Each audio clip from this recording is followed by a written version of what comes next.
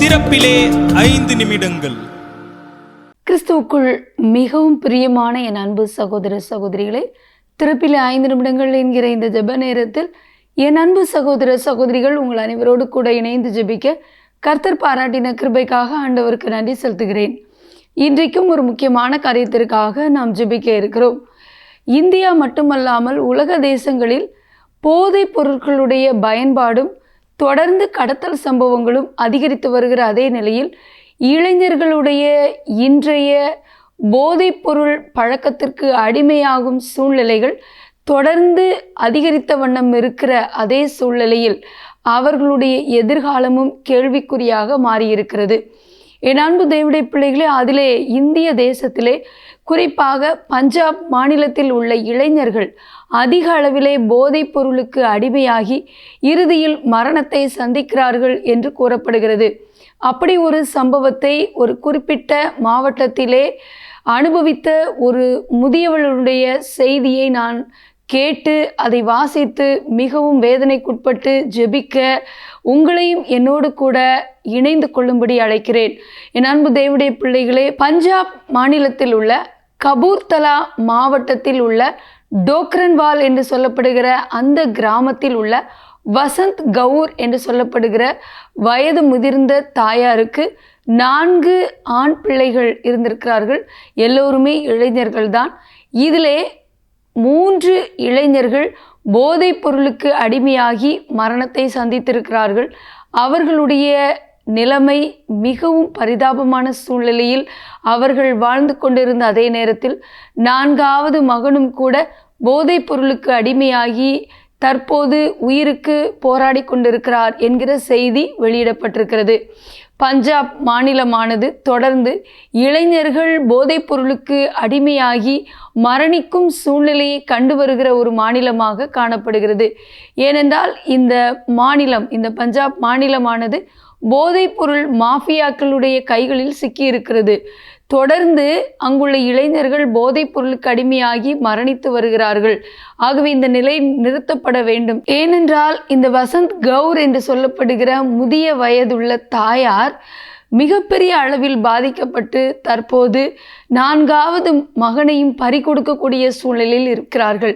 இப்படிப்பட்ட ஒரு சூழ்நிலை தான் அங்குள்ள இளைஞர்களுடைய வாழ்க்கை கேள்விக்குறியாக மாறியிருக்கிறதாக கூறப்படுகிறது. இளைஞர்களுடைய தொடர்கதையாக இது மாறி வருகிறது.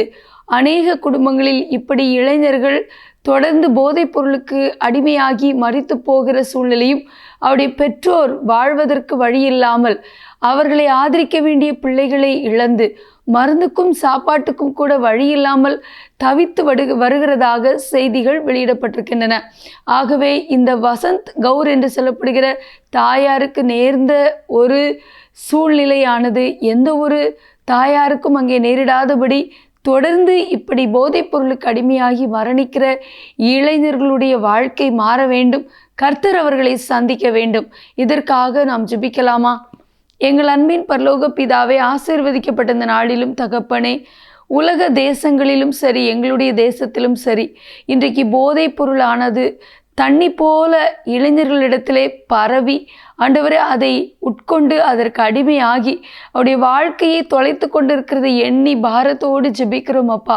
எங்களுடைய இளைஞர்கள் இதிலிருந்து ஆண்டவரை விடுவிக்கப்பட வேண்டும் அப்பா. பல்வேறு போதைப் பொருட்களுக்கு அடிமையாகி தங்களுடைய வாழ்க்கையை தொலைத்து கொண்டிருக்கிற இளைஞர்கள் மனம் மாற வேண்டும். அவளை அடிமைப்படுத்தி வைத்திருக்கிற போதைப் பொருள் கலாச்சாரத்திலிருந்து இயேசுவின் நாமத்தில் அவர்களை விடுதலையாக்கி ஜெபிக்கிறேன் ஆண்டவரை. தகப்பனே, எத்தனை தாய்மார் தங்களுடைய பிள்ளைகளை இழந்து ஆண்டவரே அவருடைய எதிர்காலம் எவ்வளவாக பாதிக்கப்பட்டிருக்கிறது. ஒன்று அந்த பிள்ளைகள் பாதிக்கப்படுகிறார்கள், இன்னொரு பக்கம் அந்த பெற்றோருடைய மனநிலை எப்படி இருக்கும் ஆண்டவரை. தங்களுடைய எதிர்காலத்திற்கு வாழ்வாதாரத்திற்கு நம்பியிருந்த பிள்ளைகளை இழந்து எவ்வளவாக அவர்கள் பதறி போவார்கள். இந்த சூழ்நிலை மாற நாங்கள் கண்ணீரோடு ஜெபிக்கிறோம் அப்பா. போதைப் பொருளுக்கு அடிமையாக இருக்கிற ஒவ்வொரு இளைஞரும் ஆண்டவரை தகப்பனே, குறிப்பாக இந்த பஞ்சாப் மாநிலத்திலே அதனின்று விடுவிக்கப்பட எடுக்கப்பட வெளியே கொண்டு வரப்பட ஜெபிக்கிறோம். அரசாங்கம் ஆண்டவரே ஆதாயத்திற்காக இப்படிப்பட்ட காரியங்களுக்கு உடந்தையாக இராதபடிக்கு இதிலிருந்து ஒவ்வொருவரையும் வெளியே எடுக்க நாங்கள் ஜெபிக்கிறோம். ஆண்டவரே போதைப் பொருள் முற்றிலும் தடை செய்யப்பட ஜெபிக்கிறோம். இந்த மாஃபியா கும்பல்கள் எல்லாம் கண்டுபிடிக்கப்பட்டு சட்டத்தின் முன்பாக நிறுத்தப்பட ஜெபிக்கிறோம். தடை செய்யப்பட ஜெபிக்கிறோம். ஆண்டவரே தகப்பனே, எங்களுடைய இளைஞர்களுடைய எதிர்காலம் பாதிக்கப்படக்கூடாதப்பா. மன இறங்குங்க சுவாமி. நீங்கள் மாற்றி கொடுக்கிறதற்காக நன்றி.